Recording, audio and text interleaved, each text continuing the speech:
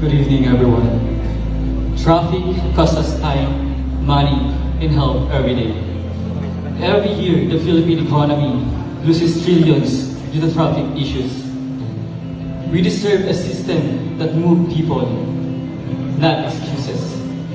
It is not okay to see funds disappear while those in power pocket the funds that is meant to improve our lives. We want a better service, real accountability, and a transportation system that works for everyone. So let's push for smart planning, punctual service, and a safer roads. Because it is time for a real change. Thank you so much.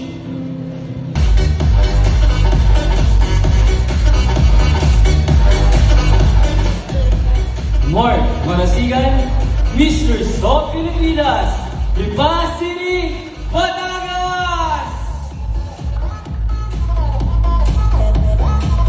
We're going to the gym to stay healthy, listening to music to find inspiration, exploring new things to discover about the world, and enjoying his own company because he values growth and peace of mind. Mr. South Pilipinas, Lipa City, Batangas. Mr. South Is about reciprocity. We express how we are being treated. But as a nation, we express loudly because we no longer feel safe. The roars have been louder because we no longer feel safe. And I, standing here, I have a voice that demands good governance.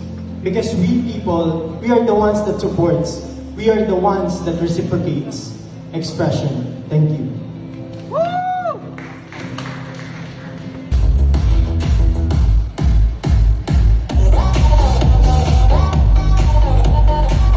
Cecilio Moro Elucio, Mr. sa Pilipinas, Abiao, Nueva Ecija!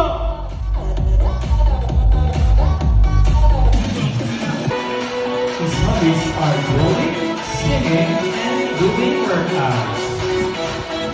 Mr. South Pilipinas, Cabiao, Nueva Ecija.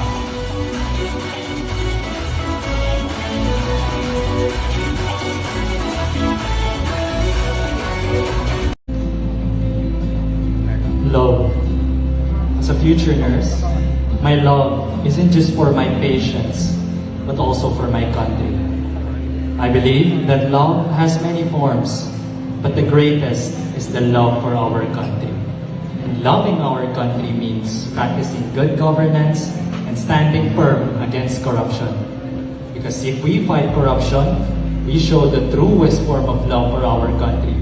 So let us say yes to integrity, say yes to good governance, and together, we can build a quality life for every Filipinos.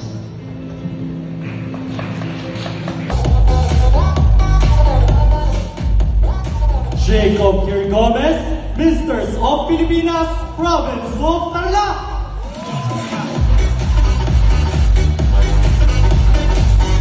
Are like lifting weights, traveling, and playing basketball.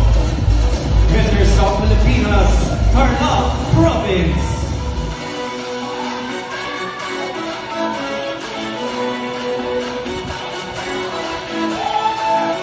Mr. South Pilipinas.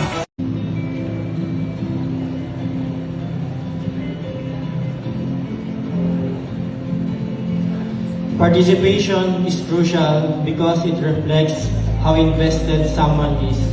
It shows that they are interested, willing to learn, willing to lend a hand, supportive, and committed to playing their part, whether it is leadership or as a member. When people participate, it boosts communication. It helps to build a better communication. It helps in decision-making process, and it boosts the team, and it solves problem and provide better solution.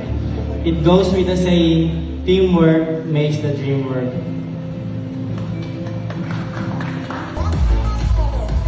Oliver Eugene Brett, Mr. South Pilipinas, Puerto Princesa, Palawan!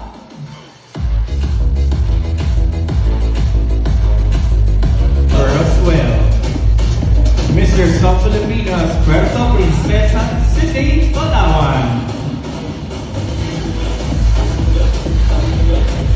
Misters of Filipinas, Cebu Province. Growth happens when we build accountability. We need honest leaders, fair policies, and systems that stop abuse of power. Through growth, corruption ends.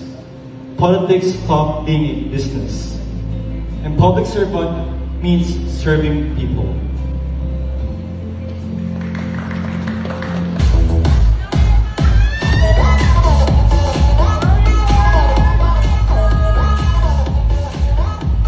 Galing sa Ilinas Niera, Mr. So Pilipinas, Imus Cavite!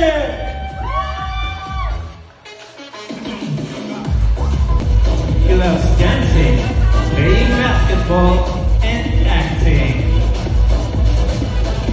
Misters of Filipinas, Imus Cavite.